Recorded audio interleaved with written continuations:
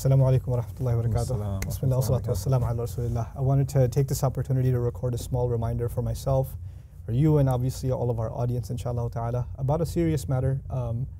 Given the recent events and tragedies that are taking place in Gaza, that are piling on top of all of the other tragedies that the Ummah is facing everywhere from Burma to Syria to Iraq to Afghanistan and Bangladesh and so on and so forth. It's easy to get frustrated and overwhelmed with everything that's happening, and people are asking what can the average Muslim do to respond to this, especially in the month of Ramadan. Maybe people ask what kind of special dua I can make, and actually some people at the campus also ask me, are there any particular duas we can make for our brothers and sisters that are in oppression? And I've been racking my brain thinking what duas are there for the oppressed in particular, and I couldn't think of really anything in specific. So I wanted to run that same question by you too. So, Bismillah, alhamdulillah, wa salatu wa salam ala rasulillah. I mean, honestly, this is something that really, it hits home. And number one, I think we should remind everyone that, before Palestine, there was a lot going on as well. And subhanAllah, sometimes, naturally, there are certain things that stir us a little bit more. Yeah. Obviously, Palestine with the land of Al-Aqsa, the third of the harams, and the first qibla of the Muslims. And it's unbelievable, subhanAllah, it's interesting. And I think that there's a hidden benefit in this, that there's no cause that unites the hearts of the Muslims like Palestine. There's no cause that just unanimously, everyone in the Muslim world is tuned in when Palestine comes under attack. Yeah. And the hearts of the people, whether it was the Algerian World Cup, salaries being donated towards Gaza and things of that sort. I mean, just everyone's heart naturally feels a special attachment to Palestine. And I think first and foremost, we have to, one of the things that I always tell people is acquaint yourself with the conflicts that are not your own, in the sense that, that's right. The Palestinians should be making dua for the Burmese should be making dua for the people in the Central African Republic.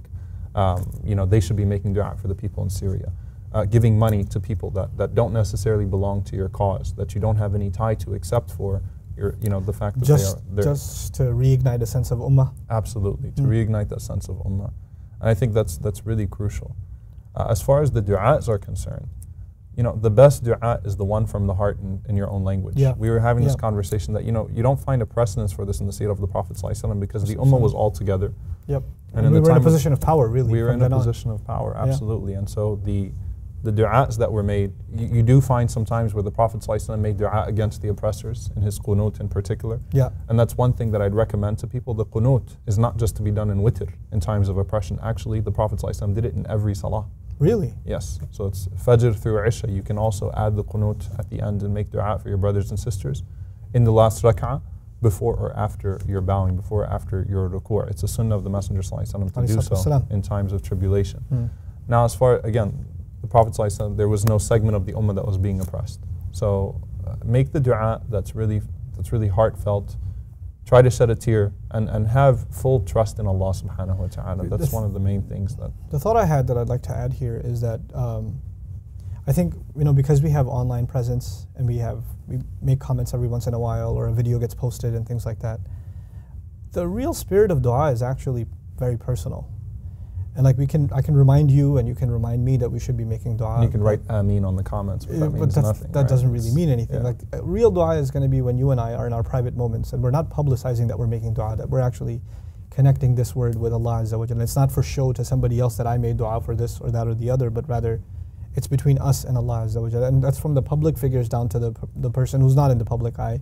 Every one of us just has to reconnect with Allah subhanahu wa ta'ala. This is the month to make dua for ourselves, for our families, and for the ummah at large, which is in a sense our family, And if you're spending more time writing online about the conflict than talking to Allah subhanahu wa ta'ala about it and complaining to Allah, that really shows unfortunately, it shows a lack of priorities there. Yeah, and a lack of understanding of what has an impact on reality. Us blowing hot air about our anger and our steam. Yes, the conversation should never die, in my opinion, either. I think we should make noise about it, and we should, there should be some conversation about the human rights violations in particular that are happening. Obviously, there are sometimes that the political situations are so complicated that looking at it from the outside, you don't really truly know what's going on. But the one thing you do know for sure is blood is being spilled. Muslims are being killed. Innocent people are being killed. That's the bottom line, is oppression is happening. And that's something we can all speak out against and stand up against. But the other issue is that we have to really learn to make private, sincere dua to Allah and recognize that that's actually an agent of change. Like a lot of times in my personal conversation with some people, when you talk about making dua, like, oh, that's all? Is that it? You just want us to make dua? And that misunderstanding of Allah subhanahu wa ta'ala could very well be why victory doesn't come. You know, there's a story, subhanAllah, when Umar ibn al-Khattab radiallahu anhu, when he saw that the people were, you know, Khalid bin Walid radiallahu anhu obviously became an icon in the ummah. Right. And people were even coming up to him and saying, you know, did your sword actually come from Allah subhanahu wa ta'ala? Did it come from the heavens? It became like that. He became such an icon. Yeah. And Umar radiallahu anhu, he saw that. And when he saw that, you know, he did something that was very controversial. And there are a lot of like removing him from position. Yeah, huh? yeah. There are a lot of these false narrations that, you know, it was because of a personal grudge that they had back in the day, and absolutely not. He said that's all speculation. Yeah, really. he said that I did it not because, well, he said, Wallahi ma azaltu Khalidan an sakhtatin wala khiyana. I didn't remove him because of any issues. I had no personal issues. ولكني خشيت أن يفتن المسلمون به. I was afraid that the Muslims would be tried by Khalid, فيوكلون إليه. So they would be entrusted to Khalid radiallahu anhu. Look at the last part of that. They would be entrusted to Khalid. Allah would leave them to Khalid because they think that victory comes from Khalid radiallahu anhu. So just leave the matter to Khalid himself. Absolutely. So he switched him to Abu Ubaidah al-Jarrah. And guess what was opened under Abu Ubaidah al-Jarrah radiallahu anhu? Jerusalem. Al-Quds. Subhanallah. So we can't discount dua. You know, we cannot, we have to recognize that victory comes from Allah subhanahu wa ta'ala. And it could very well be that your personal dua with Allah subhanahu wa ta'ala in private could be the change that comes to the Muslim world. Like a final comment that I wanted to make is that, you know, when it comes to dua and ibadah to Allah Azza wa Jal, it is actually one of the most powerful, indiscriminate forces that Allah has given us. In other words, you know, a lot of people know us, and there's somebody sitting in a masjid somewhere making dua and nobody knows him. But we don't know how much more powerful their dua is. Absolutely. Like, you know, your dua isn't any less valuable than mine or somebody else's, or ours isn't more valuable than somebody else's. That is in the hands of Allah Azza wa Jal. You know, Ibn Abbas radiallahu anhu actually says that one time when there was no rain, everyone was doing Salat al-Istisqa, asking for rain. He said, I found a slave that was making a dua privately. And he said, Allahumma inni as'aluka bihubbika ilayya. Oh Allah, I ask you by your love for me to send rain down.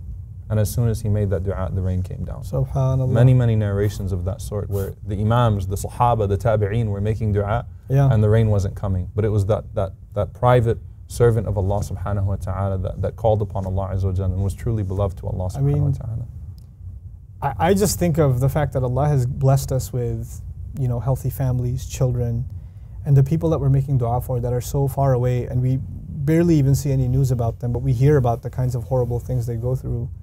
We're not any more deserving of the peace and tranquility and happiness that we enjoy in this world, and they're not any more deserving of the kinds of things that they're going through, and this is by the qadr of Allah Azza wa Jal. So just seeing the calm state of affairs that our families enjoy should actually remind us of how much more dua we should be making for those who haven't been given those things, and they're being tested by difficulty as much as we're being tested by ease. You know, and they must be a lot stronger people than we are, because Allah only gives people what they can handle. So these are amazing people. May Allah make them strong, and may Allah help them get through this and reward them immensely for the kinds of troubles they're going through. I pray that, you know, all of us, inshallah, engage in more sincere dua for the oppressed, and inshallah do whatever we can to help in, you know, genuine humanitarian causes that can actually do good and help these people in whatever circumstance that they're going through. Jazakumullahu khairan. Wassalamu alaikum wa rahmatullahi wa barakatuh. Thanks for stopping by. Take care, inshallah.